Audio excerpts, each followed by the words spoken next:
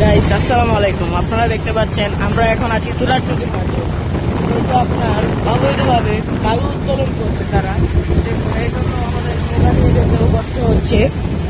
তো তাদের এই কাজটা ঠিক না। তো অবৈধভাবে বালু উত্তোলন এটা ঠিক না, কিন্তু তাও ওই যে কিছু নেতা পেতা আছেন আপনার, এই বলে না খাইতে হয়, না খাইলে চলবে না, এলাকার সম্পদ কিভাবে নষ্ট করবে তারা, সেই উদ্দেশ্য হচ্ছে তাদের। কিন্তু আমি বলি যে তারা যাতে এই এলাকার সম্পদ নষ্ট না করে, নদীর বালু নদীতেই থাকতে দিক।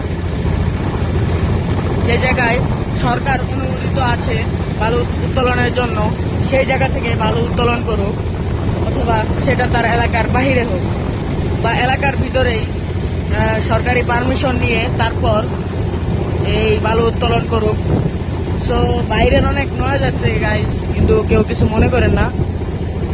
এখানে আসি হচ্ছে আপনার, আমরা এখন প্রায় গাজীপুরের কাছাকাছি আছি। গাজীপুরের ওই পাশে নাকি কাশীপুর। আমরা যাচ্ছি আজকে কাশীপুর ভাঙ্গা ব্রিজ।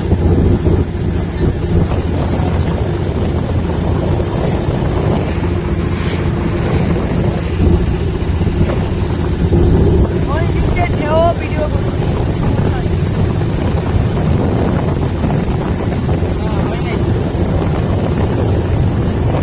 আপনারা দেখতে পাচ্ছেন নদীতে কি ঢেউ, ওই ঢেউয়ে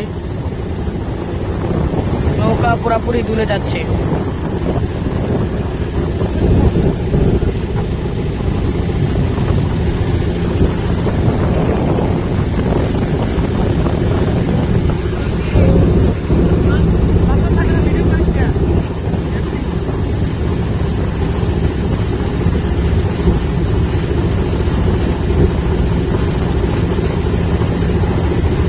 এই যে আমাদের সাথে ভ্রমণকারী একটি লোক সামনে অনেক কিছু ছিল।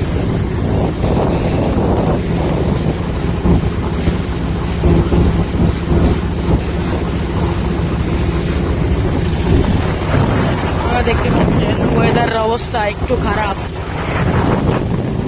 আকাশটা পুরো কালো হয়ে গেছে,